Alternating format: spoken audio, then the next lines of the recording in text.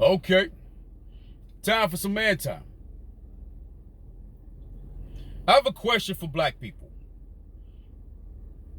I have a question for blacks, African Americans, pro-blacks, aborigines, aboriginals, whatever you want to call yourselves, especially if you support the Democrat Party. And by the way, I'm not a Republican. I'm not even political. I prefer studying political science than a political party. This is just a question.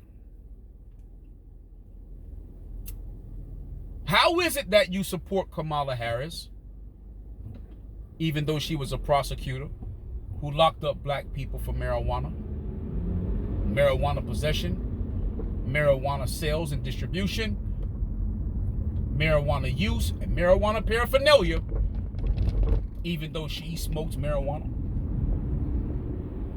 Isn't that the equivalency or the equivalence of being in bed with the police? How is it that you can think that Trump is against black folks, but Kamala Harris actually locked up black folks? Let that simmer in your spirit for a minute. Kamala locked up black folks for doing something that she did, that she didn't turn herself in for. She locked up black folks for something that she did, that she didn't admit to and turn herself in for. And now she's willing to give you marijuana legally, but not let out your fathers, and your uncles, and your grandfathers, and your brothers, and your male cousins who sold, smoked, distributed marijuana.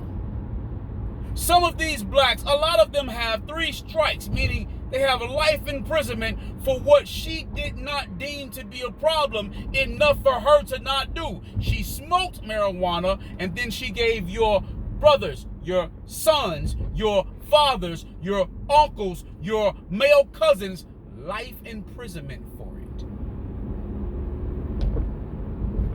Don't you see how slave-ish that is?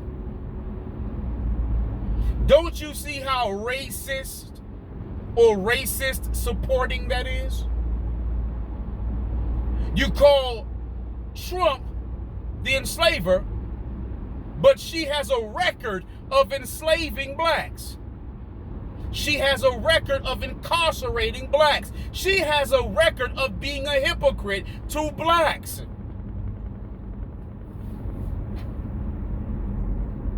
Sure, you don't have to vote for Trump. But why would you vote for Kamala? Oh, her skin is a darker hue. And she's from Jamaica, and Jamaica was supposedly known for marijuana. But she locked you up for it, and then she went and got high, right?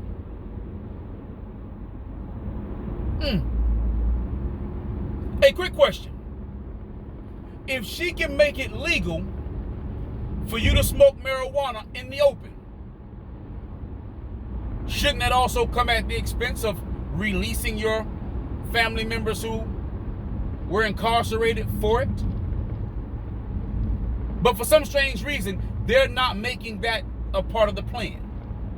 You know, the same way they were offering crack pipes and crack and heroin needles and heroin and facilities for people to get high for vaccines. Now every election from Bill Clinton to Barack Obama to Kamala Harris, they're just gonna offer you drugs, marijuana, for votes. You don't see the insult in that? Of course you don't.